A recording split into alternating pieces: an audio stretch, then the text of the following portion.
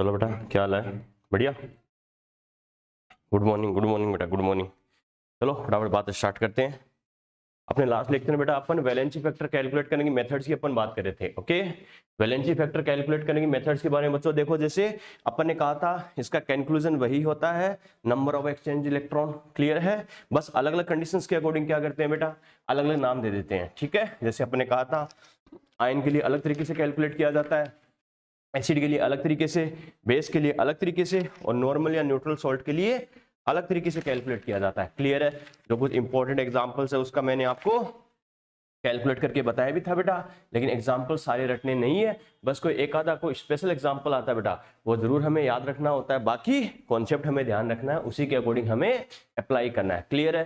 तो last lecture में जैसे वैलेंसी फैक्टर कैलकुलेट करने की मेथड्स में 4 मेथड डिस्कस कर लिए थे अपने। आयंस के लिए क्या होता है, एसिड्स के लिए क्या होता है, बेस के लिए क्या होता है, और नॉर्मल या न्यूट्रल सॉल्ट के लिए क्या होता है बेटा। क्लियर है यहां तक? ठीक है, चलो नंबर 5 जो मेथड है बच्चों, इसकी बात करते हैं। लिखो, for acidic salts,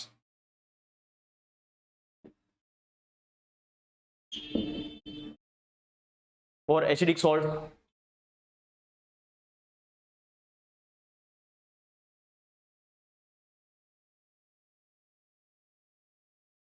for acidic salts,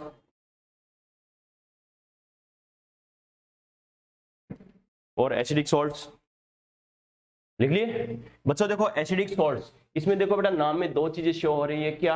एक तो हो रहा है बेटा सॉल्ट, ओके, एक तो क्या हो रहा है, सॉल्ट। मैंने क्या कहा था, सॉल्ट नाम देखते ही बच्चों दिमाग में बिठा लेना ये बात कि उस कंपाउंड का फॉर्मेशन किससे हुआ है, एसिड और बेस की रिएक्शन से हुआ है बच्चों। क्लियर है? ठीक है, जैसे आयनिक में मैंने कहा था सारी डिटेल से, कई टाइप के सॉल्ट हम पढ़ेंगे, तो ध्यान रखना सॉल्ट अगर नाम आ जाए देखते समझ जाना बच्चों उस कंपाउंड का फॉर्मेशन किससे हुआ है, एसिड और बेस की रिएक्शन से हुआ। क्लियर है? अरे एसिड बेस की रिएक्शन होती है तो एसिड क्या करता है, H+ डोनेट करता है, बेस क्या करता है बेटा, OH- डोनेट करता है। ठीक है, फिर H+ और OH- डोनेट करने के बाद जो केटायन और एनायन बच गए वो क्या करते हैं, सॉल्ट का फॉर्मेशन करते हैं। फॉर एग्जांपल जैसे हमने देखा था HCl प्लस NaOH। HCl क्या है, एसिड है बेटा, NaOH क्या है, बेस है। HCl से क्या जाएगा, H+ जाएगा, क्या बच गया, Cl-। क्लियर है? NaOH से क्या जाएगा, OH- जाएगा, तो क्या बच गया, Na+। एसिड वाला Cl- दोनों मिलकर क्या बना देंगे, NaCl। वो अपना क्या है, सोल्ट है बेटा। क्लियर है? तो ये ध्यान रखना, एसिड से H+ रिलीज होता है, बेस से OH- रिलीज होता है, फिर जो पॉजिटिव नेगेटिव यानी कैटायन एनायन बच गए वो आपस में कंबाइंड होकर जो कंपाउंड बनाएंगे उसको हम क्या बोलते हैं, सॉल्ट बोलते हैं। क्लियर है? ठीक है, तो सॉल्ट तो होगा, इसका मतलब इस कंपाउंड का फॉर्मेशन एसिड बेस से तो होना है, लेकिन इस सॉल्ट का नेचर कैसा होगा, एसिड के अकॉर्डिंग होगा। एसिड बच्चा कहेगा सर ये कौन सा नेचर हो गया, एसिड का नेचर क्या होता है, H+ डोनेट करना और बेस के साथ रिएक्शन करना, बात खत्म। क्लियर है बेटा? तो क्या करेंगे, the salt which are behave like acids called as acidic salt. यहां ओनली ये दो सॉल्ट काम आएंगे, नॉर्मल न्यूट्रल सॉल्ट और एसिडिक सॉल्ट। बाकी आयनिक में कई सारे हम डिटेल से पढ़ेंगे बेटा, complex salt, double salt, normal neutral salt, acidic salt, basic salt. इसमें 3 मोस्ट इंपॉर्टेंट है, जो एसिड के अकॉर्डिंग बिहेव करे एसिडिक सॉल्ट, बेस के अकॉर्डिंग बिहेव करे बेसिक सॉल्ट, दोनों के अकॉर्डिंग नहीं करे मतलब नॉर्मल या न्यूट्रल सॉल्ट। क्लियर है बेटा? ओके, ठीक है, लिखो बच्चों, the salt which is behave like acids, the salt which is behave like acids, the salt which is behave like acids, the salt which is behave like acids, the salt which is behave like acids called as acidic salt, the salt which is behave like acids called as acidic salt, called as acidic salt। लिख लिए? ठीक है बच्चों, देखो acid के according behave करेगा, बात ठीक है, लेकिन क्या करेगा, तो क्या कह सकते हैं, an acidic salt can react with base and replace to H+ ions. Clear है? जो एसिड का कैरेक्टर होता है H+ डोनेट करना और बेस के साथ रिएक्शन करना, वही प्रॉपर्टी क्या करेगा, ऐसा सॉल्ट शो करेगा। क्लियर है? नेक्स्ट पॉइंट लिखो, N acidic salt, N acidic salt can react with base, can react with base, an acidic salt can react with base and and an acidic salt can react with base and replace to H plus ions and replace to H plus ions and replace to H plus ions। बच्चा कहेगा sir यहाँ पर donate क्यों नहीं लिखाया? Donate में तो ये होता है बेटा ओनली डोनेट कर देना, बदले में कुछ गेन ना करना बच्चों, ठीक है। जैसे मैं कहूँ वही बात है, मैंने आपको ये पेन डोनेट कर दिया, बदले में कुछ नहीं मांग रहा हूँ, क्लियर है। या फिर मैं कहूँ बेटा मैं ये मार्कर है आपके पेन से रिप्लेस कर लो, ठीक है, तो क्या कहेंगे, इसको बोलते हैं रिप्लेस, बदले में आपसे कुछ लिया, क्लियर है। सोल्ट के लिए अपन क्या बोल रहे हैं बेटा, रिप्लेसमेंट वाली बात कर रहे हैं। बच्चा कहेगा सर क्यों? तो सोल्ट क्या होगा, यानी सोल्ट से H प्लस रिलीज होगा और जो बेस के साथ रिएक्शन करेगा H प्लस रिलीज होगा, केटाइन की जगह बेस से आने वाला केटाइन ही ऐड होगा। बच्चों समझ में आ गया? रिप्लेस का मतलब क्या है, ओनली एसिड तो अपन कहते हैं H प्लस डोनेट करना, ये क्या करेगा, एसिड की तरह H प्लस रिलीज तो करेगा, लेकिन बेस के साथ जब रिएक्शन करेगा तो बेस का केटाइन क्या होगा, इसके साथ ऐड हो जाएगा। क्यों? क्योंकि एसिडिक सोल्ट से जो H प्लस रिलीज होगा वो बेस के OH माइनस से रिएक्शन करेगा, तो बेस का OH माइनस तो H प्लस से रिएक्शन कर लेगा, बाकी बेस का केटाइन बचेगा नहीं बचेगा, वो केटाइन इसके H प्लस की जगह ऐड हो जाएगा। इसको बोलते हैं रिप्लेस, यानी एक पॉजिटिव जाएगा बदले में दूसरा पॉजिटिव ऐड हो जाएगा। क्लियर बेटा? इस वजह से अपन ने यहाँ पर रिप्लेसमेंट यूज किया। क्लियर है? बच्चा कहेगा सर कैसे, स्टेटमेंट तो पूरा लिख लिया ना, an acidic salt can react with base and replace to H plus ion. Clear है? चलो बेटा देखते हैं कैसे करना, समझना इस चीज को। सबसे पहले देखो बेटा, पेन को भी छोड़ो, अच्छे से समझना। मैंने लिखा है H2CO3। H2CO3 हमें पता है कार्बोनिक एसिड है बेटा, ये H प्लस डोनेट करता है नहीं करता, तभी तो कार्बोनेट आयन बनता है। 2H प्लस डोनेट करता है तो CO3 माइनस 2 आयन आता है। क्लियर है? ये आपका क्या है, एसिड है बच्चों, ये तो एसिड हो गया, ठीक है। इसकी रिएक्शन मैं करवा रहा हूं बच्चों बेस के साथ, तो ये आपका क्या NaOH के साथ करवा रहा हूं, ये क्या है, बेस है। क्लियर है? ठीक है। अब हमें पता है बच्चों एसिड का नेचर है H प्लस डोनेट करना और बेस का नेचर है OH माइनस डोनेट करना। इससे एक H प्लस हटा दूं और इससे OH माइनस हटा दूं तो क्या बनेगा, Na प्लस। तो इसका Na प्लस इसके H प्लस की जगह जुड़कर क्या बनाता है, सोडियम बाइकार्बोनेट NaHCO3। मैंने क्या कहा था, ओनली NaCO3 होता है सोडियम कार्बोनेट, लेकिन हाइड्रोजन आ जाता है तो बाइकार्बोनेट, ध्यान है ना। क्लियर है बेटा? ठीक है, यहां से H प्लस निकला और इसका OH माइनस तो क्या बना देगा, H2O बना देगा। क्लियर है बेटा? ठीक है। इसका मतलब देखो बच्चों, इस एसिड और बेस की रिएक्शन से ये कंपाउंड बना है, इसका मतलब ये सॉल्ट तो है, यस और नो? अरे सॉल्ट है या नहीं है? इस सॉल्ट की आगे नहीं, इधर ध्यान दो, इधर है सॉल्ट बेटा, उधर नहीं। अपन ने क्या कहा, इस एसिड और बेस की रिएक्शन से ये कंपाउंड बना है, इसका मतलब क्या है, ये सॉल्ट तो है, क्योंकि मैंने क्या कहा था, एसिड बेस की रिएक्शन देखते ही दिमाग में आ जाना चाहिए बनने वाला प्रोडक्ट क्या होगा, सॉल्ट होगा। क्लियर है? ठीक है, सॉल्ट तो है और ये हमें पता है वाटर मॉलिक्यूल बन गया। अब देखो बच्चों, अगर इस सॉल्ट का नेचर अगर और आगे एसिड के अकॉर्डिंग नेचर शो करने का है तो हम इसे एसिडिक सॉल्ट नाम दे सकते नहीं दे सकते? दे सकते हैं बेटा। अभी तक मुझे पता नहीं है कि ये एसिडिक सॉल्ट है क्या, देखते हैं आगे एसिड के अकॉर्डिंग नेचर शो कर सकता है क्या। कैसे बेटा? इसकी वापस रिएक्शन में लिख रहा हूं NaHCO3 और एसिड का नेचर क्या होता है, H प्लस रिलीज करना, डोनेट करना और बेस के साथ रिएक्शन करना, यस और नो? ठीक है बेटा, मैं क्या कर रहा हूं, एक बार फिर से इसके NaOH से रिएक्शन करवा के देखता हूं। ये हमें पता है बेस है, तो हमें पता है इसके पास है डोनेट करने के लिए एक H प्लस और है या नहीं है? अरे है बेटा, एक H प्लस और डोनेट करे तो हमें पता है बेस से आने वाला केटाइन की जगह केटाइन ही ऐड होगा बच्चों। ठीक है, तो क्या होगा, Na प्लस एक और ऐड हो जाए तो क्या बन जाएगा, Na2CO3। एक सोडियम पहले से आ गया था, इस हाइड्रोजन की जगह एक सोडियम और आ जाएगा तो क्या बन गया, Na2CO3। यहां से H प्लस रिलीज हुआ, इसका OH माइनस तो क्या बन गया बच्चों, ये H2O। फिर से ये वाटर मॉलिक्यूल बन गया। इसका मतलब है ये जो कंपाउंड बना था NaHCO3, ये बताओ H प्लस रिलीज कर रहा नहीं कर रहा?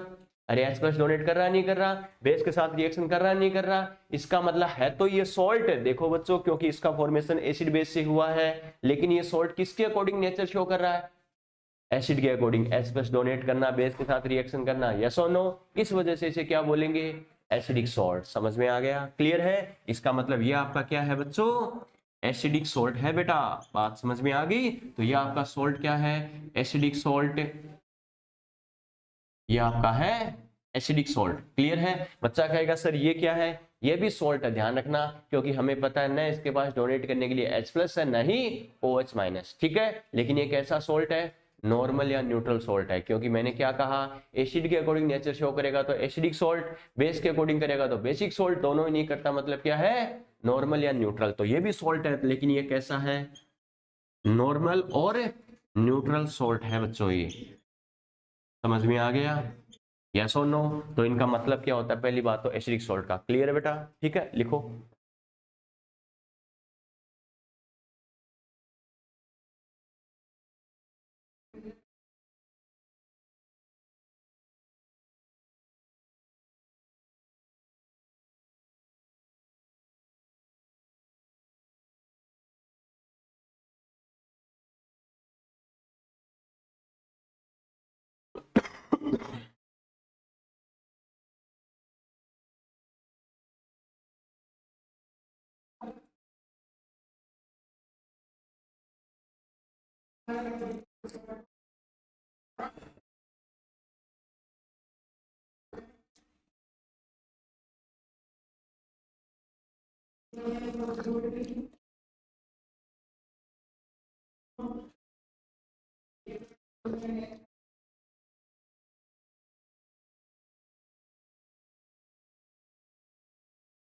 थोड़ा सा फैन, ये फैन चला ले बेटा, थोड़ा सा सर्दी लग रही है क्या?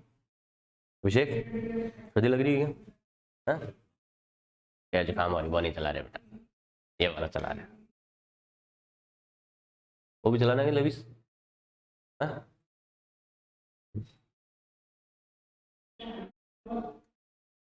वो तो मेरी हो रही है, शेरों की कोई बीमारी थोड़ी होती है जुकाम बुखार। अरे इस मिट्टी में तो शेर पैदा होते हैं, शेरनियाँ भी होती है, वैसी बात नहीं। अरे लविस, जुकाम बुखार को बोल देना कि तू कोई बीमारी नहीं है। अरे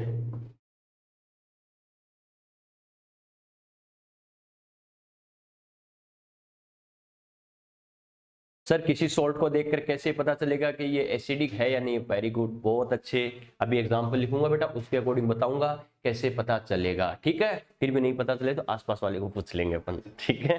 चलो कोई बात नहीं बेटा, देखो कैसे पता चलेगा। वेरी गुड, देखो बच्चों, अभी एग्जाम्पल लिखाऊंगा, उसमें मैं प्रूफ करके बताऊंगा क्या, कि कैसे पता चलेगा। बच्चा कहेगा सर ये तो मुझे पता है कि अगर ये H+ डोनेट कर सकता है, बेस के साथ रिएक्शन कर सकता है, तो हम बोल देंगे acidic salt.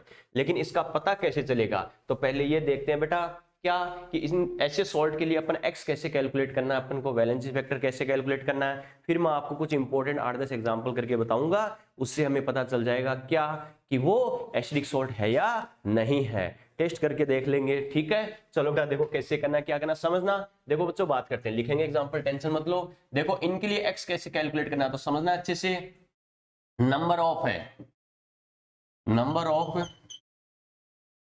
Available H+ ions, समझना बच्चों अच्छे से, लैंग्वेज देखना। Number of available H+ ions which can donated by salt।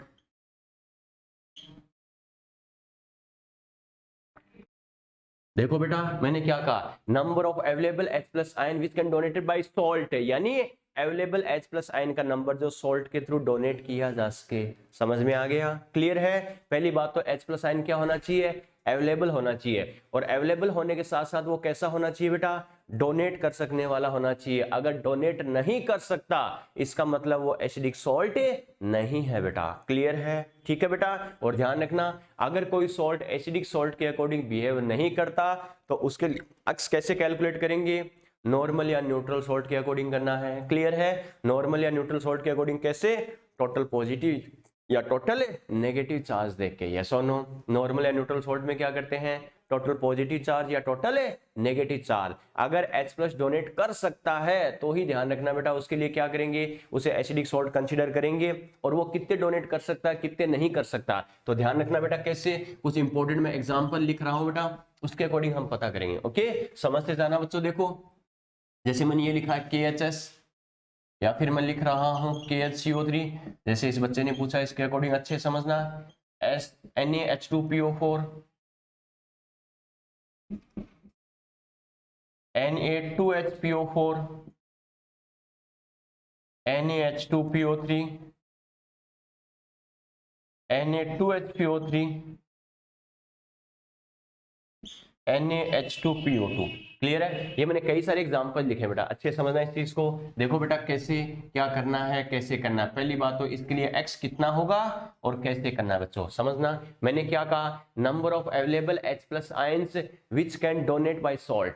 Clear है? यानी अवेलेबल H+ आयन कितने डोनेट कर चुका है पहले हमें मतलब नहीं है बेटा, अवेलेबल कितने हैं और कितने डोनेट कर सकता है बच्चों, वो ध्यान रखना। वही उसके लिए क्या होगा, H+ यानी उसके लिए x की वैल्यू होगी। कैसे? अब जैसे इस बच्चे ने पूछा सर हमें कैसे पता करना है, तो समझना सीधी सी बहुत। देखो एसिडिक सॉल्ट, सॉल्ट कौन सा है, एसिडिक सॉल्ट, तो इसका मेन एसिड कौन सा है ये पता कर लो।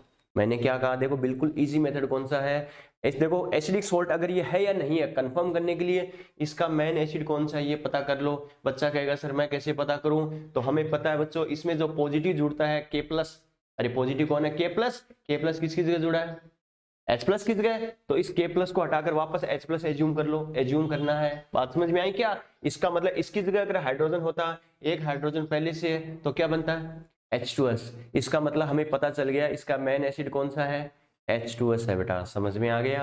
यस और नो? H2S टोटल कितने H+ डोनेट करता है, 2 H+ डोनेट करता है, तभी तो 2H+ S-2 आता है। यस और नो? क्लियर है? इसका मतलब इसका मेन एसिड है H2S है। H2S से ये बनने के ड्यूरिंग बेटा कितने H+ डोनेट कर चुका है, एक तो कर चुका है, उससे हमें मतलब नहीं है। अब और कितने कर सकता है, एक और कर सकता है। यस और नो? एक और कर सकता है, एक और कर सकता है, इसका मतलब x की वैल्यू कितनी होगी, 1। क्लियर है? यस और नो? ठीक है, चलो इस पर आते हैं बच्चों, कैसे पता करना है एसिडिक सॉल्ट है या नहीं है, H+ डोनेट कर सकता है नहीं कर सकता।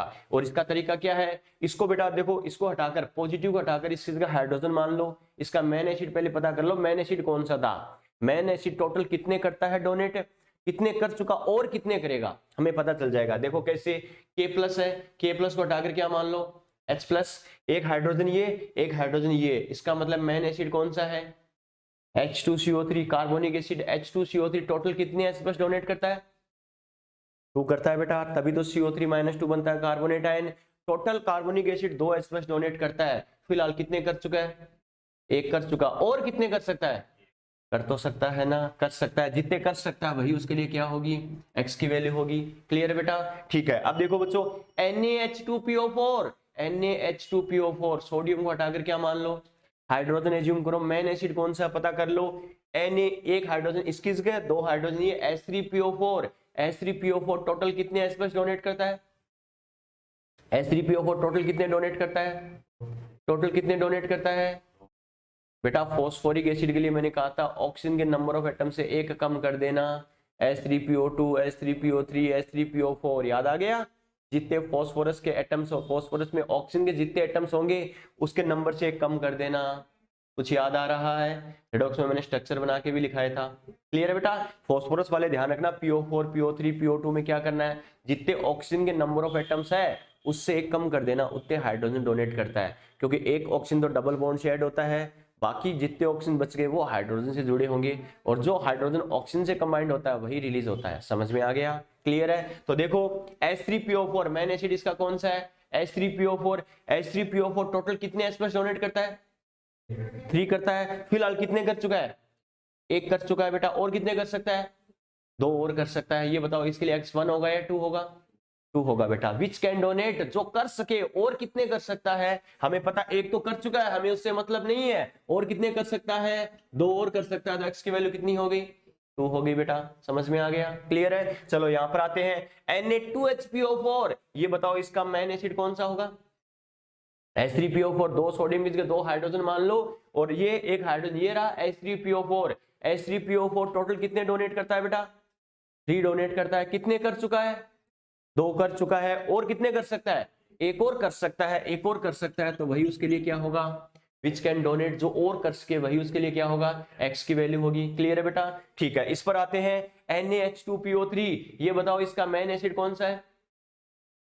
अरे H3PO3 है, सोडियम की जगह हाइड्रोजन मान लो, 2 हाइड्रोजन ये रहा, एक इसकी जगह मान लो H3PO3, पहले ये पता कर लो मेन एसिड कौन सा, बहुत इजी हो जाएगा। ओके, H3PO3 हमें पता है टोटल कितने H+ डोनेट करता है, टोटल 2 ही करता है, ऑक्सीजन से एक कम कर देना, 2 में से देखो बेटा एक तो कर चुका है, तभी तो H3 से H2 बच गया, एक तो कर चुका है, और कितने कर सकता है, एक और कर सकता है, जो कर सकता है वही क्या होगा, x की वैल्यू होगी। समझ में आ गया? क्लियर है? इसकी बात करें बेटा, ये बताओ Na2HPO3, Na2HPO3 इसके अकॉर्डिंग बात करें, इसका मेन एसिड कौन सा है? H3PO3। क्लियर है? H3PO3 टोटल कितने डोनेट करता है बच्चों? 2 डोनेट करता है। कितने कर चुका है? 2 कर चुका। और कितने करेगा? 0। अब नहीं करेगा और हमें पता, तो इसके लिए कैसे करेंगे? अगर कोई सोल्ट एसिडिक सोल्ट के अकॉर्डिंग बिहेव नहीं करता तो उसके लिए एक्स कैसे करते हैं? नॉर्मल या न्यूट्रल सोल्ट के अकॉर्डिंग, टोटल पॉजिटिव और टोटल नेगेटिव। याद आ गया? यस और नो? तो ये ध्यान रखना बेटा। इसकी बात करूं बच्चों तो देखो, टोटल पॉजिटिव टोटल नेगेटिव कैसे करना है, सीधी सी बात है। इसे एक्स्ट्रा कौन जुड़ा है? अरे मैंने कंपाउंड तो देखते ही पता चल गया, H3PO3 था। इससे हाइड्रोजन की जगह कौन जुड़ा है? Na+। इसको वापस हटा दो, इसके टुकड़े टुकड़े कर लो। नॉर्मल या न्यूट्रल सॉल्ट के अकॉर्डिंग कैसे देखते हैं? टोटल पॉजिटिव और टोटल नेगेटिव। क्लियर है? तो Na+ को वापस हटा दो, 2 Na+ हो गया और साथ में फिर क्या बच गया? HPO3। ये ऐसा कैसा? एक सोडियम हटेगा, +1, 2 पर क्या आएगा? +2। तो इस पर कर दो -2, तो x की वैल्यू कितनी हो जाएगी? 2 हो जाएगी। +2 और -2। बात समझ में आ रही है बेटा? क्लियर है? वैसे इसके लिए करेंगे, देखो ये बताओ इसका मेन एसिड कौन सा है? H3PO2। H3PO2 कितने डोनेट करता है? 1 करता है बेटा। कितने कर चुका है?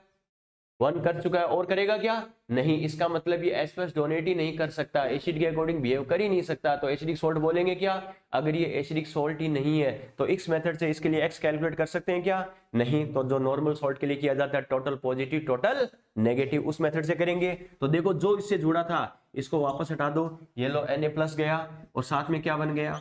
H2PO2 माइनस x की वैल्यू कितनी आ गई? 1। तो ये ध्यान रखना, लास्ट के 2 मैंने ऐसे क्यों किए हैं? नॉट एसिडिक सॉल्ट है, ये एसिडिक सॉल्ट नहीं है। अपन को लग जरूर रहा था कि ये ऐसा है, लेकिन ये एसिडिक सॉल्ट है क्या? नहीं है बेटा। समझ में आ गया? यस और नो? क्लियर है? ठीक है प्रिंस, अब बोलो, अब कोई डाउट कि सर कैसे पता करेंगे वो एसिडिक सॉल्ट है या नहीं है? अब बोलो, कोई डाउट है क्या? यस और नो? यस और नो? बोल फटाफट बोल, जल्दी बोलो।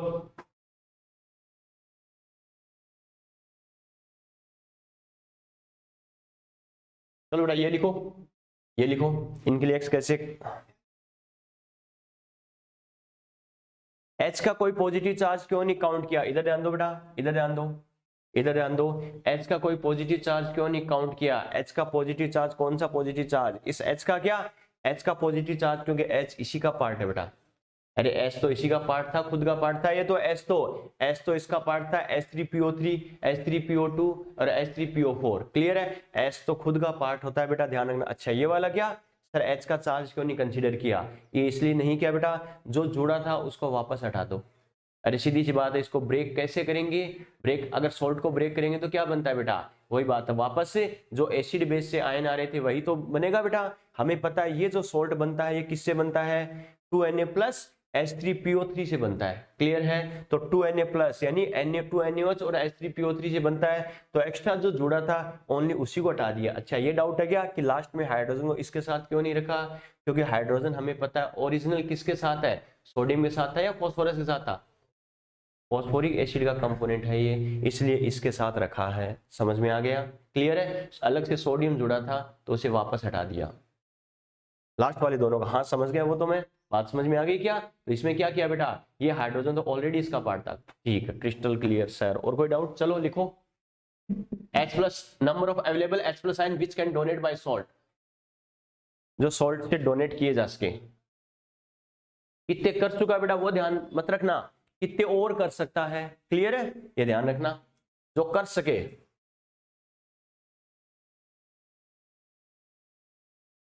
यहां तक लिख के थम जाना, चीटिंग मत करना।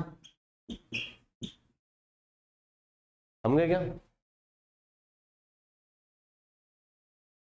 तो ये मैंने पूरी लैंग्वेज लिखाई है बट आपको कंफ्यूजन से बचाने के लिए ध्यान रखना है। ओके ठीक है, लिखो, if any salt, if any salt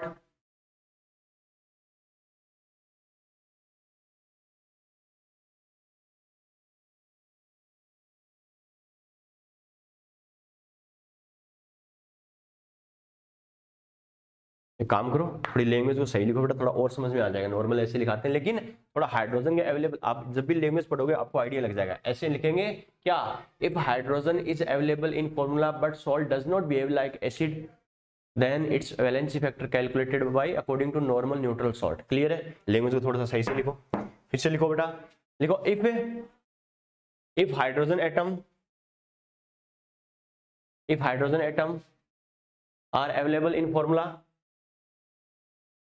if hydrogen atom are available in formula,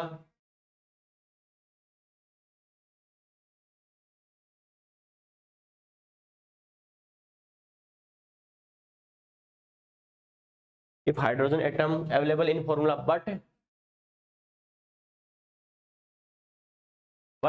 the salt does not replace to H plus ions,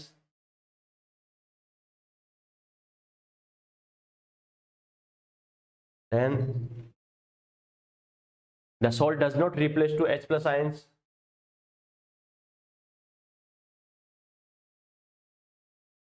then the value of X for salt, then the value of X for salt, then the value of X for salt is calculated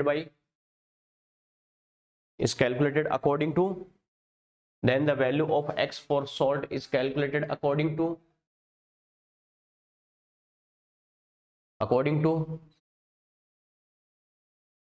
normal or neutral salt, then the value of X for salt is calculated according to normal or neutral salt।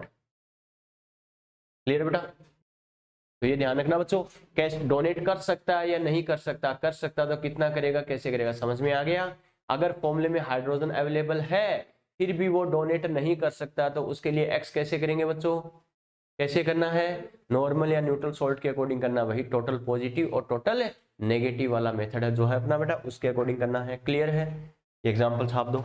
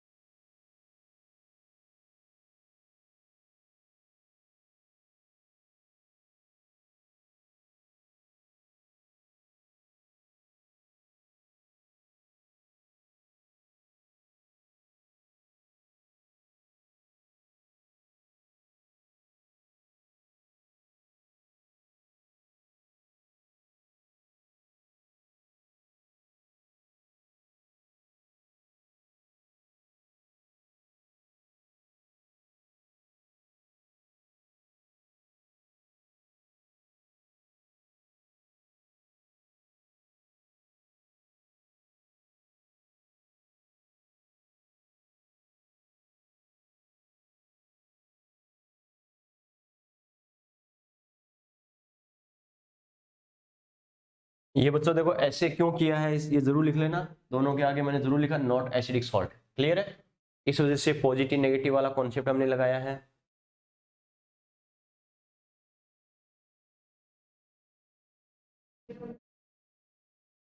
चलिए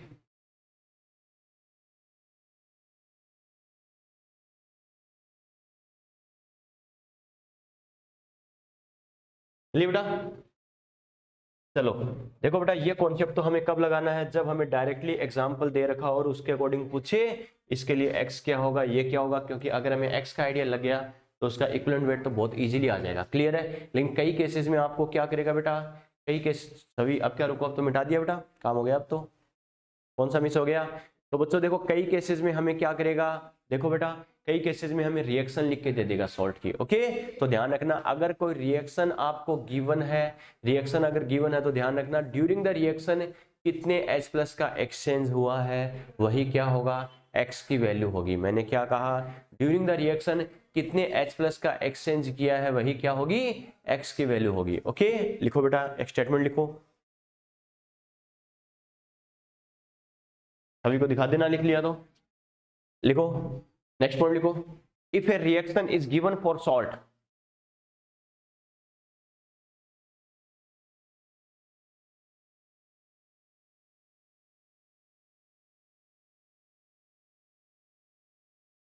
if a reaction is given for salt, if a reaction is given for salt, यानी आपको reaction type से दे रखा तो ठीक है, then if a reaction is given for salt, then देखो arrow लगा के लिखो, इसके लिए x कैसे करेंगे, x is equal to number of exchanged H plus ions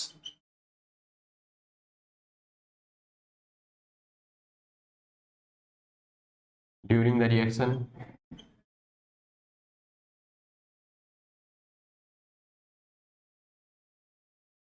अगर कोई रिएक्शन लिख के दे रखी हो तो ध्यान रखना number of exchanged H plus ion during the reaction,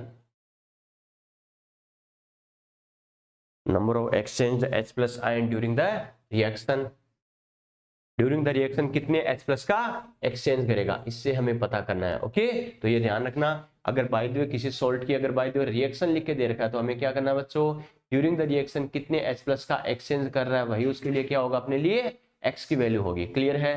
for example बच्चा कहेगा सर कैसे, फॉर एग्जाम्पल जैसे हमें ये दे रखा है बेटा HX, मैंने ये लिखा है ठीक है, HX ये हमें दे रखा है बेटा, और साथ में मान लो KOH के साथ रिएक्शन करवा रहा है, तो इसके लिए क्या लिखेंगे, सपोज करो ये बन गया KX प्लस H2O, इसका मतलब देखो बेटा यहाँ से क्या हुआ, H प्लस रिलीज हुआ, X कोई भी एलिमेंट हो सकता है, यहाँ से H प्लस रिलीज हुआ, यहाँ से OH माइनस रिलीज हुआ, तो देखो क्या बन गया KX और H प्लस और OH माइनस मिलकर H2O बना दिया। तो ये बताओ इस रिएक्शन में कितने H प्लस का एक्सचेंज हुआ है, 1 H प्लस का। क्लियर है। अगर 2 का होता तो X की वैल्यू कितनी होती, 2 होती, 3 का होता तो कितनी होती, 3 होती बेटा, समझ में आ गया। क्लियर है। ऐसा अगर केस है तो इसके लिए X की वैल्यू कितनी होगी, 1। तो ड्यूरिंग द क्या करेंगे, number of exchanged H plus ion during the reaction, उस रिएक्शन में कितने H प्लस का एक्सचेंज हुआ है वही उसके लिए क्या होगी, X की वैल्यू होगी। क्लियर है बेटा।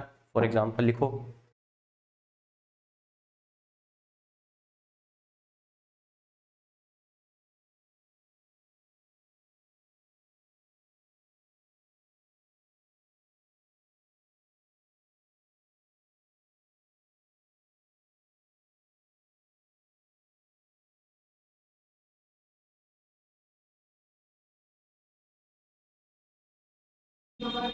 चलिए चलो बेटा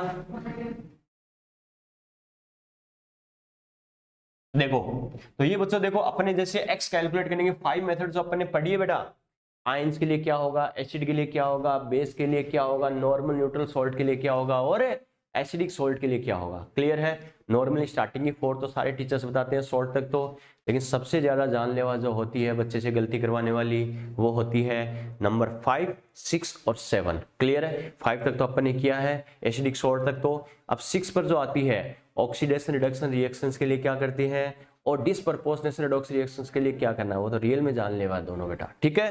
तब तक हमने जो 5 जो कॉन्सेप्ट पढ़े हैं उनके क्वेश्चंस देखते हैं हमें कैसे पूछ सकता है, कैसे करना है। ओके चलो लिखो बेटा, क्वेश्चन लिखो, calculate calculate calculate calculate the equivalent weight, calculate the equivalent weight for following species, calculate the equivalent weight for following species। कुछ स्पीसीज में लिख रहा हूं बेटा, उसके लिए हमें क्या करना है, इक्विवेलेंट वेट बताना है। ओके, दो दो लाइन के गैप से लिखते जाना बच्चों, साथ साथ इनका सॉल्यूशन करते जाएंगे। ठीक है, दो दो लाइन के गैप से लिखते जाना। लिखो Ca+2 NO3 माइनस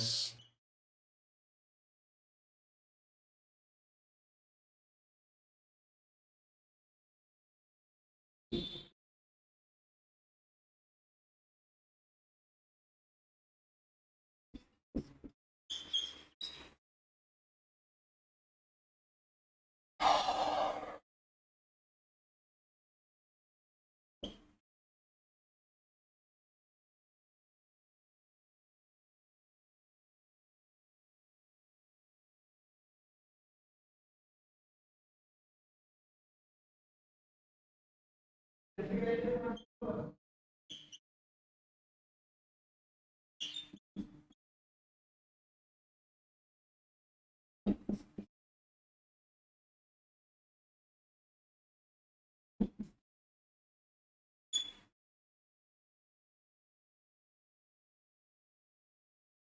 जो एग्जांपल्स हमें दे रखे हैं इनके लिए इक्विवेलेंट वेट हमें बताना है।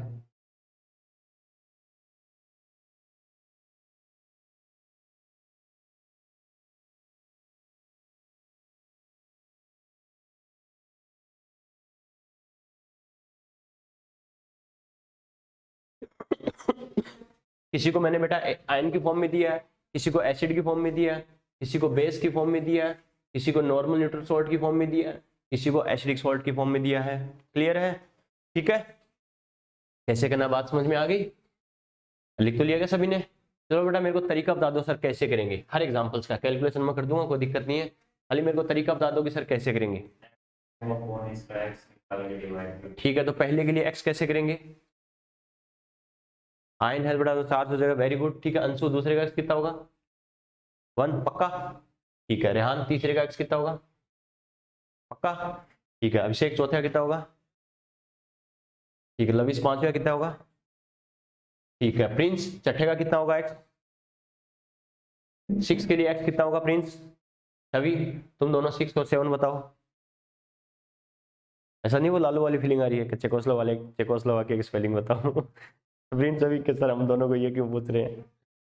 प्रिंस छवि 6 और 7 का बताओ बेटा, खाली एक्स बता दो।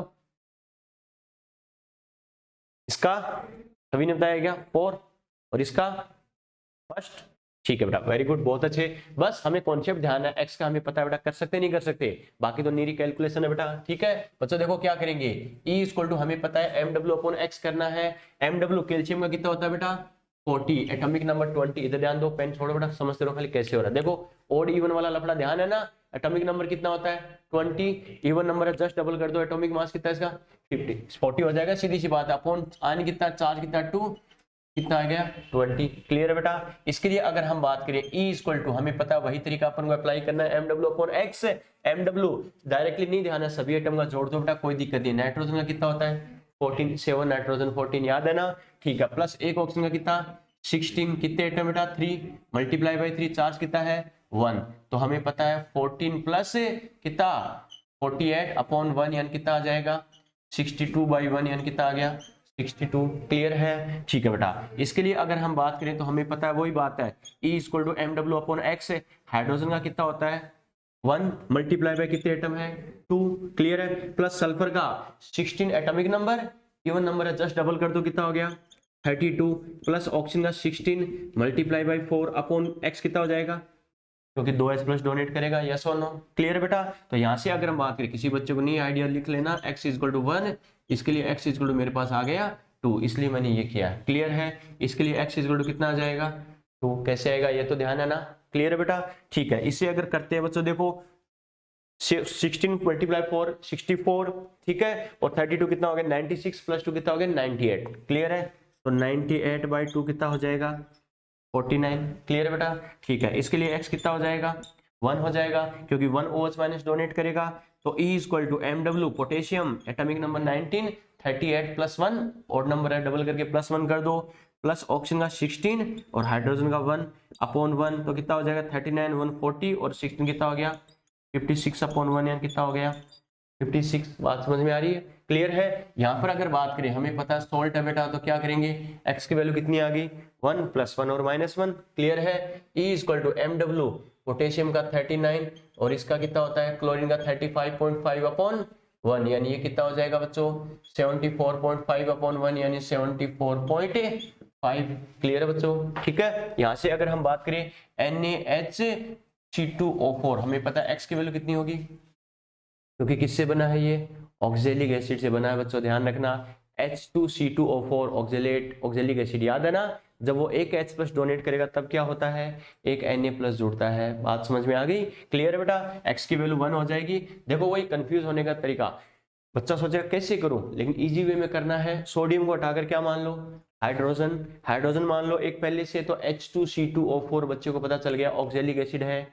ऑक्जेलिक एसिड दो टोटल 2 H प्लस डोनेट करता है, फिलहाल कितने कर चुका है, एक तो कर चुका है, और कितने कर सकता है, एक और कर सकता है, जो कर सकता है वही तो अपना क्या है, वही बात है, x की वैल्यू होगी बच्चों, क्लियर है। अब क्या करेंगे, mw अपॉन x है, mw अब तो फॉर्मेलिटी वाला काम है, प्लस माइनस करना है, इसका 23, हाइड्रोजन का 1, एक कार्बन का 12, 2 एटम मल्टीप्लाई बाय 2, ऑक्सीजन का 16 मल्टीप्लाई बाय 4 अपॉन क्या कर देंगे 1। तो देखो बेटा, अगर वही डायरेक्टली दिमाग काम में लेना हो, हमें पता सोडियम इसका हाइड्रोजन होता, तो ओनली ऑक्जेलिक एसिड का क्या होता मोलर मास 90, एक हाइड्रोजन कम कर दो 89 और 23 जोड़ दो बेटा 112, काम खत्म। यस और नो, समझ में आ गया, इसको सम करोगे तो भी यही आएगा 112 बाई 1 यानी कितना आ गया 112, क्लियर बेटा। ठीक है, इसके लिए अगर हम करें बेटा E इक्वल टू, हमें पता है इसके लिए पॉजिटिव नेगेटिव देखेंगे तो इसी में ब्रेक कर देना, सल्फेट पर आता -2, SO4 -2 आता नहीं आता, Fe पर +2, सल्फेट पर -2 तो इधर +2, तो एक पर कितना आ गया +1, ये न्यूट्रल फॉर्म में रहेगा। देखो +2, एक अमोनियम पर +1, दो पर कितना +2 +2 +2 कितना हो गया +4, और इधर देखो बेटा +4 हो गया, माइनस का भी 4 आ रहा है, +4 -4, total positive total negative, x की वैल्यू कितनी 4। E इक्वल टू, इसका MW हमने लिखा ही था बेटा 392 होता है अपॉन 4, यानी कितना आ जाएगा 98, समझ में आ गया, क्लियर बेटा। और एक चीज ये जरूर ध्यान रखना बेटा, क्या ऑक्जेलिक एसिड वाला केस जरूर लिखा रहा हूं, ये जरूर ध्यान रखना, इसके लिए x कितना होता है 2, यस और नो, क्लियर है। तो इसके लिए अगर इक्विवेलेंट वेट पूछे MW अपॉन x, तो 90/2 मतलब कितना हो जाएगा 45, क्लियर है। लेकिन ये वाला ऑक्जेलिक एसिड हमें दे दिया COOH होल टॉइड डॉट 2H2O, तो क्या करोगे बच्चों, x तो इसके लिए भी क्या होगा 2 ही होगा, क्लियर है। लेकिन E की बात करें बेटा, ये कितना हो जाएगा 126/2 यानी कितना हो जाएगा 63। अरे कैसे आया है, समझ में तो आया ना, क्लियर बेटा। इसके लिए मैंने कहा था ओनली ऑक्जेलिक एसिड, ये क्या है डाईहाइड्रेटेड या क्रिस्टलाइन ऑक्जेलिक एसिड, इसके लिए मोलर मास कितना होता है 126, क्योंकि साथ में दो वाटर मॉलिक्यूल आ जाते हैं, एक वाटर मॉलिक्यूल का 18, दो का 36, तो 90 36 मिलकर के आता है 126 आता है इसका MW, समझ में आ रहा है, यस और नो, क्लियर है बेटा, कोई डाउट नोट करो,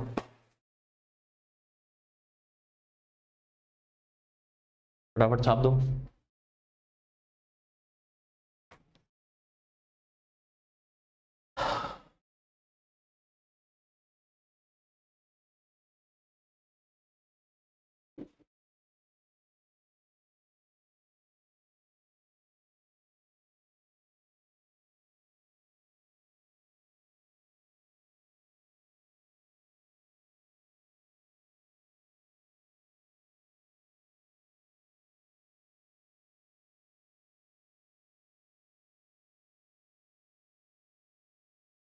दोनों दोनों हाथों छाप दो बेटा, एक हाथ से इधर वाले, एक हाथ से उधर वाले, दोनों हाथ छापो, नहीं छपेंगे,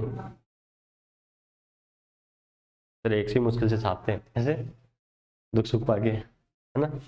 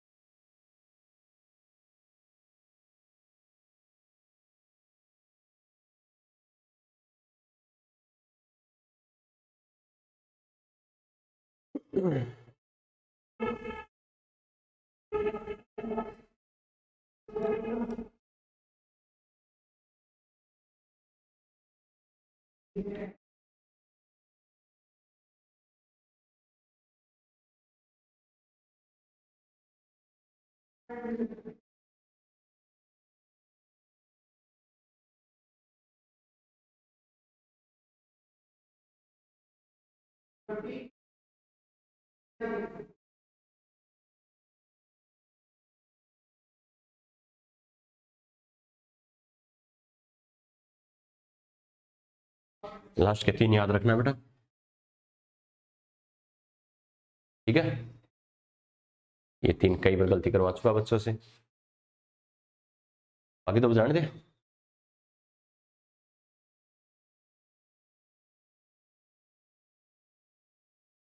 ग्रीन सभी छाप दिए, ध्यान, अभिषेक, लविश, अभिषेक, अंशु छाप दिए।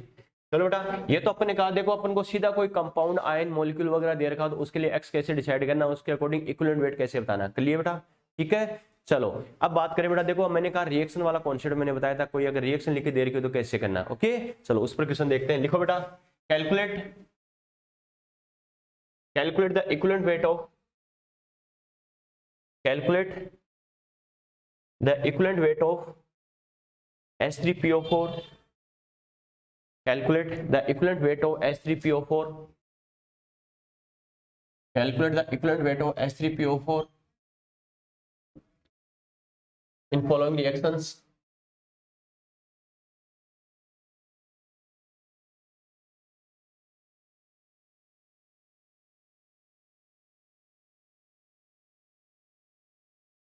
लिखो बेटा, दो लाइन के गैप से लिखो।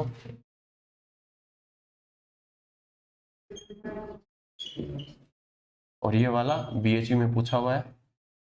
बीएचयू पहले बेटा जैसे नीट का कॉमन होता है वैसे अलग अलग एग्जाम होता था, एएमयू, बीएचयू, अलीगढ़ मुस्लिम यूनिवर्सिटी, बनारस हिंदू यूनिवर्सिटी, सब अलग अलग थे। अब तो कॉमन कर दिया, इसमें पूछा हुआ है।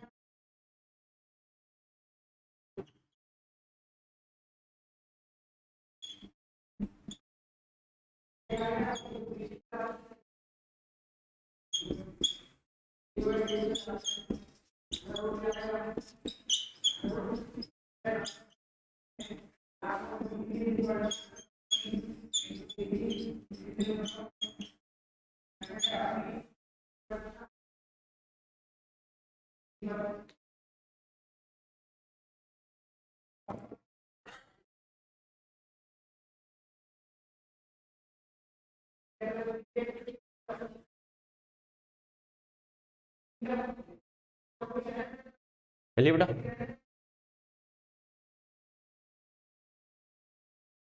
चलिएगा, चलिए देखो बेटा, अपना वही कॉन्सेप्ट है बेटा, क्या E इक्वल टू हमें पता है क्या करना है, mw अपॉन है x। अब मैंने क्या कहा था बच्चों, पहले mw देख लो, H3PO4 की बात कर रहा है ना, तो वही बात है, एक हाइड्रोजन का 1 मल्टीप्लाई बाई 3 प्लस फॉस्फोरस का 31 प्लस ऑक्सीजन का 16 मल्टीप्लाई बाई 4। मोलर मास के लिए हम काफी डिटेल से पढ़ चुके हैं, कैसे कर रहा हूँ ध्यान है ना, क्लियर बेटा, ठीक। अपॉन में इसके लिए x कितना होगा, पहले प्रोसेस में फर्स्ट x कितना होगा 1। मैंने क्या कहा, number of exchange H plus ion during the reaction. H3PO4 से क्या बना रहा है, NaH2PO4। ये बताओ बच्चों, NaH2PO4 बनने में कितने H प्लस का एक्सचेंज हुआ है, 1 का। इसने एक H प्लस डोनेट किया तभी एक Na प्लस ऐड हुआ है, समझ में आ गया, क्लियर है, 1 का। तो इसे करोगे तो 64 30 यानी 95 98 आ गया, 98 बाई 1 यानी कितना आ गया 98। बात समझ में आ रही है बेटा, क्लियर है। इसमें करूंगा E इक्वल टू MW तो वही आएगा 98, क्लियर है। और इसमें कोई चेंज थोड़ी आएगा, कंपाउंड वही है, MW वही आएगा। अब देखो X कितना लेना है, 2 होगा बेटा, क्लियर है। H3PO4 से क्या बना है, Na2HPO4, 3 हाइड्रोजन में से एक ही बचा, मतलब कितने एक्सचेंज कर चुका है, 2 कर चुका है। इसका मतलब X की वैल्यू कितनी, 2, कितना आ जाएगा 49, क्लियर है बेटा, ठीक है। इसके लिए करूं E इक्वल टू MW वही आएगा 98, X की वैल्यू कितनी होगी 3 होगी बेटा, 3 डोनेट कर चुका है बेटा, ठीक, एक्सचेंज कर चुका, तो कितना आ जाएगा बेटा, इससे करें तो 32.66 आ जाएगा, समझ में आ गया, क्लियर है, नोट करो। तो वो ध्यान रखना, रिएक्शन वाला कॉन्सेप्ट मैंने कैसे बताया था, कैसे करना क्या करना।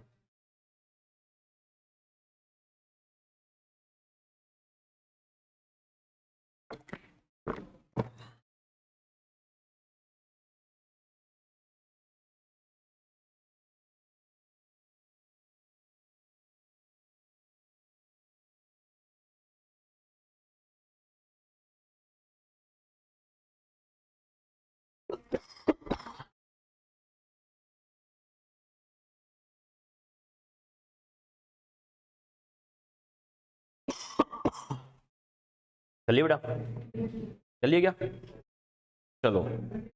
तो बेटा यहाँ तक अपने बात के वैलेंसी फैक्टर कैलकुलेट करने की अपनी मेथड्स क्या होती है, अलग अलग कंडीशंस अपने डिस्कस करिए, क्लियर है, ठीक है। तो जैसे अपने कहा बच्चों, वो अभी तो 5 मेथड्स जैसे अपने किए, आयन के लिए कैसे करते हैं, एसिड बेस कैसे, सॉल्ट नॉर्मल न्यूट्रल सॉल्ट के लिए कैसे, एसिडिक सॉल्ट के लिए कैसे, क्लियर है। लेकिन अब जो 6 7 वाली है, ऑक्सीडेशन रिएक्शन, ऑक्सीडेशन रिडक्शन के लिए क्या होगा, इसके लिए 10 बार इंपॉर्टेंट एग्जांपल्स करवाऊंगा। रिडॉक्स में बेटा कई जगह नाम आ रहा था, फेरस ऑक्सलेट, फेरिक ऑक्सलेट, याद है ना, मैंने कहा था वो इक्विवेलेंट कॉन्सेप्ट में आएगा वो, और डिसप्रपोर्शनेशन रिएक्शन के लिए कैसे करना है, उसके लिए एक्स कैसे करेंगे वो डिटेल से डिस्कस करेंगे। थोड़ा समझने वाला और टाइम कंज्यूमिंग है वो नेक्स्ट लेक्चर में करेंगे। क्लियर है? ठीक है। और रही बात आपकी बेटा छुट्टियों की, तो आज से आपकी क्लासेस, आज जो आपकी लास्ट क्लास होती है बेटा अभी, इसके बाद जैसे एक क्लास और होगी की, उसके बाद आपकी क्लासेस का एक वीक के लिए ऑफ रहेगा। ठीक है, जो 7 नवंबर को जो संडे है बेटा वहां तक अपना ऑफ रहेगा। क्लियर है? 8 नवंबर को जो अपना मंडे होगा उसको अपनी क्लासेस रेगुलर शेड्यूल के अकॉर्डिंग होगी, जिसका शेड्यूल आपको भेज दिया जाएगा बेटा। 7 नवंबर को मैं इवनिंग में शेड्यूल सेंड कर दूंगा। ठीक है। रही बात छुट्टियों की बेटा, तो ये ध्यान रखना, अच्छे से एंजॉय करना, कोई दिक्कत नहीं बेटा, छुट्टियां एंजॉय के लिए ही होती है, तो खुद को अच्छे से रिफ्रेश कर लेना। रही बात एंजॉय की, खासकर 11th के बच्चों को मैं जब भी मैं पढ़ाता था 11th के बच्चों हमेशा ही कहता हूँ बेटा बुक्स के टच भी मत करना। नॉर्मली वो कब होता था? जब बच्चे मई जून में आ जाते, तुम्हें करना है टच बेटा, ठीक है, घुस मत हो। वो जब बच्चे मई जून में आ जाते थे और वो लगे रहते थे नवंबर तक, उनको या तो रक्षाबंधन पे ब्रेक मिलता था, या दिवाली पे, या होली पे। ठीक है, तो वो उनका एक जवाब होता, सर ऐसे लगता है जिंदगी जीना है भूल गए। लेकिन वो चीज़ आप लोगों के लिए एप्लीकेबल नहीं है, क्योंकि आप लोगों ने पिछले 2 साल में 10-15 साल का एंजॉयमेंट कर चुके हो एडवांस में। ठीक है, तो कहने का मतलब ये बेटा, इस कोरोना के चक्कर में 2-4 महीने तो सेशन वैसे ही खराब हो जाता है, स्टार्टिंग का होता नहीं होता। ठीक है, और आगे का जो अपना सेशन बचा है इसमें अपन को जी जान लगा देनी है, और आगे की सेशन में जी जान लगाने के लिए, क्योंकि हमें 12th तक अपना टारगेट अचीव करना है, डॉक्टर इंजीनियर बनने का 12th के साथ करना है तो करना है। क्लियर है? ये छोटी छोटी गलतियां अब हमें 1 साल और हमें ड्रॉप करवा सकती है, और ऐसा हमें किसी भी हाल में नहीं करना है बच्चों। क्लियर है? हाँ, अगर आगे कांस्टेंट होता पहले की तरह कोई दिक्कत नहीं, कोई प्रॉब्लम नहीं है, आगे मैं झंडे गाड़ दूंगा, ये कर दूंगा, वो कर दूंगा, तब तो कोई दिक्कत नहीं थी। लेकिन आगे का पता, अगली साल का भी आपका टाइम कुछ श्योर नहीं है, क्या होगा कैसे होगा किसी को पता नहीं है। बात समझ में आई क्या? वापस कब क्या हो जाए कैसा होगा कुछ पता नहीं है, तो ये ध्यान रखना बेटा। होगा तो नहीं, चांस कम है, लेकिन फिर भी कुछ कह नहीं सकते, इतना लाइटली ले नहीं सकते। जिन्होंने लाइटली लिया उनका काम हो गया, कोई बात, लॉस बहुत ज्यादा हुआ है।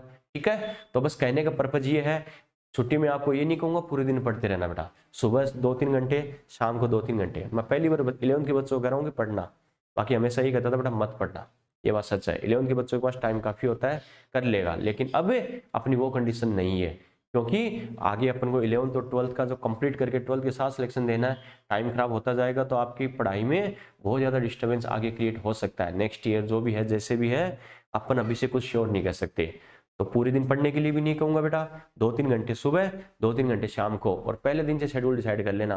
पहला दिन आपका लापरवाही में चला गया, आगे के मान लो 5 दिन भी साफ हो जाएंगे, 7 दिन जो भी आपका टाइम मिल रहा है।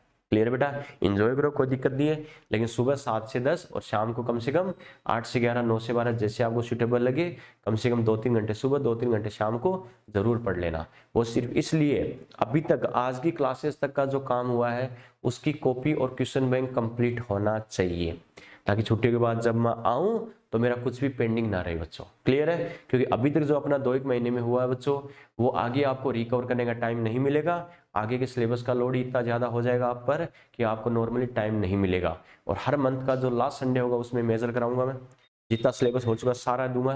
फिजिक्स में वही बात है, 5-7 चैप्टर जितने होंगे वो, केमिस्ट्री के 5-7 चैप्टर, बायो मैथ के जितने चैप्टर होंगे सारे, तो हर मंथ के लास्ट संडे को मेजर होगा।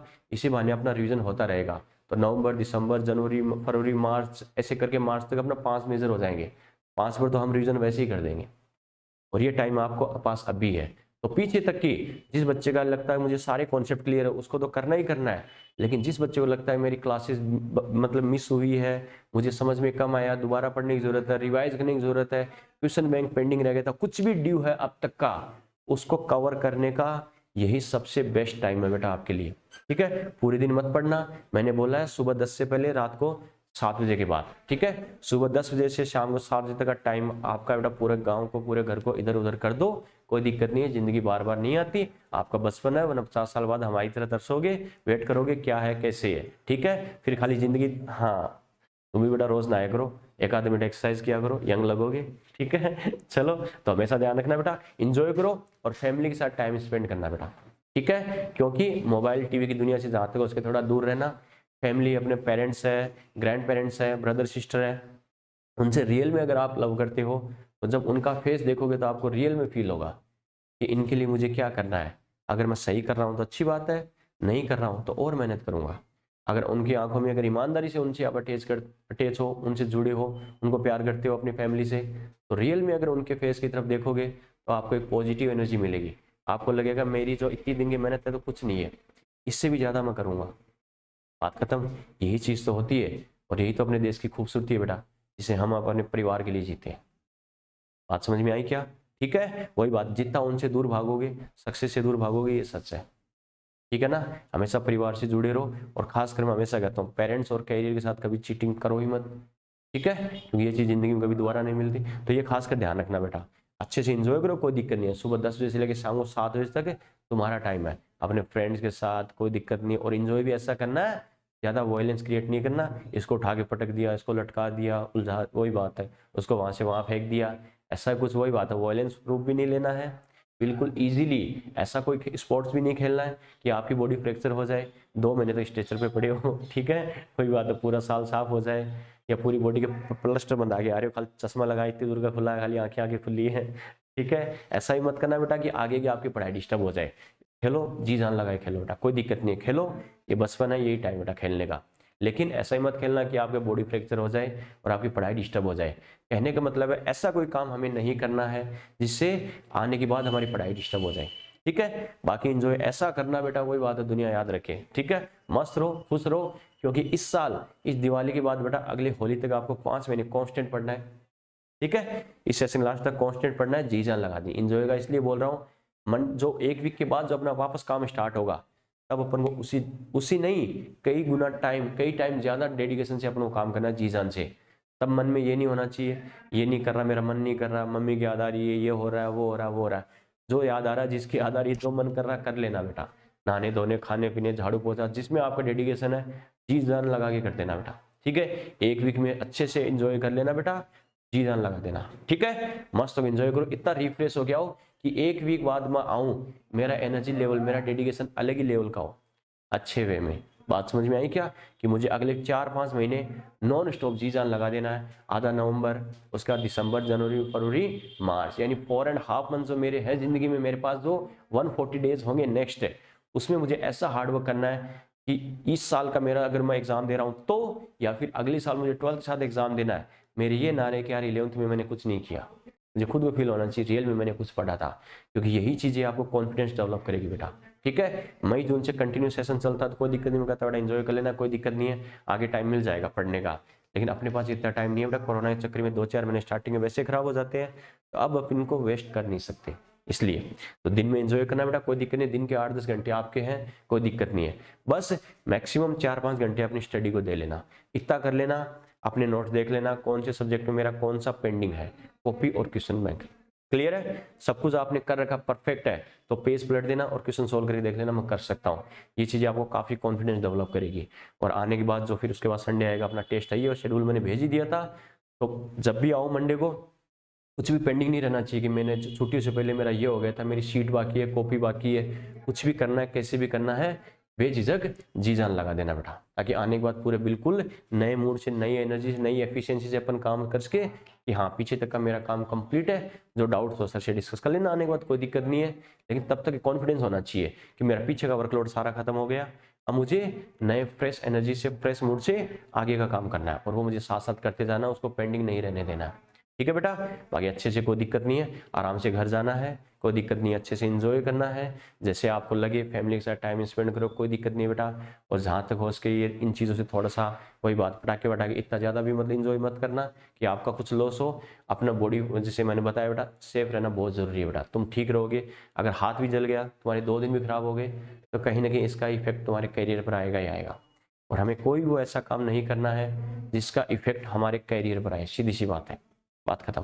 ठीक है, एंजॉय करो, मस्त रहो, खुश रहो बेटा। बचपन है, जिंदगी बार बार आती नहीं है, कोई दिक्कत नहीं है, जिंदगी अपनी जियो, लेकिन उस लिमिट में जियो कि उसके हमें कुछ, कोई बात है, साइड इफेक्ट ना हो बेटा। ठीक है, मस्त रहो, अच्छे से करना एंजॉय। ठीक है बेटा, और पूरे अच्छे, पूरी एनर्जी, पूरी एफिशिएंसी से, पूरे कॉन्फिडेंस के साथ आना। जब 1 वीक बाद आओ, अपने फैमिली के साथ टाइम स्पेंड बहुत जी जान लगा बेटा, अच्छे से टाइम स्पेंड करना है। ठीक है, वही बात है, तुम्हारा जैसे मन हो फैमिली के साथ रहने का, बातें करने का, खेलने का, घूमने फिरने का, कोई दिक्कत नहीं है, जो तुम्हें करना है करो। 1 वीक के बाद आके बस अपने एक्सक्यूज नहीं होना चाहिए मन में कि मेरा ये कर रहा है, वो कर रहा है, वो कर रहा है। जो करना है 1 वीक में सारी खुनस निकाल लेना। बात समझ में आई क्या? जैसे आपको मन करे, कोई दिक्कत नहीं है, घर वालों के साथ रह के पूरे दिन उनके कोई बात नहीं, पास ही बड़े रहो, कोई दिक्कत नहीं, मम्मी पापा भाई बहन जैसे आपको लगे सही लगे, कोई दिक्कत नहीं बेटा, मस्त रहो। लेकिन 1 वीक बाद सिर्फ और सिर्फ मेरा कैरियर मुझे दिखना चाहिए, बस मुझे एक ही चीज़ चाहिए। बात समझ में आई क्या? 1 वीक के बाद 4-5 महीने में फैमिली को होल्ड कर दूंगा, कोई कहीं नहीं जाएगा। ये 1 वीक मेरा है, इसमें मुझे कोई दिक्कत नहीं है, फैमिली को टाइम देना जो देना है। उसके बाद 4-5 महीने मुझे खुद पे सेल्फ कंट्रोल करके अपने कैरियर के लिए जी जान लगा देना है, ताकि इसी फैमिली के लिए मैं 6 मंथ बाद या 1.5 ईयर या 1.5 साल बाद डॉक्टर इंजीनियर का टैग लेके जा सकूं। क्लियर है बेटा? ठीक है। उनका फेस अच्छे से देखना, उनकी आंखों में देखो तो रियल में आप फील करोगे यार उनकी एक्सपेक्टेशंस हमसे क्या थी, हम उसको पूरा कर पा रहे हैं नहीं कर पा रहे हैं। पूरा कर पा रहे हैं तो अच्छी बात है, अब तक हम पूरा कर रहे हैं तो अच्छी बात है, नहीं करे तो और भी अच्छी बात है, अब करेंगे जाकर, कोई दिक्कत नहीं है। अभी तक मैच खत्म नहीं हुआ, अभी भी हम जीत सकते हैं। समझ में आ गया? बस कि मुझे और जी जान लगा देनी है और अपनी तरफ से 100 नहीं 200 नहीं 300% देना है मेरे कैरियर के लिए, मेरी फैमिली के लिए। सब कुछ मुझे करना है जो मैं कर सकता हूँ, उससे भी ज्यादा मुझे करना है। समझ में आ गया बेटा? ओके, अच्छे से एंजॉय करना है बेटा। ठीक है, सभी को हैप्पी दिवाली। Okay, bye. ठीक, 8 तारीख को क्लासेस होगी बेटा।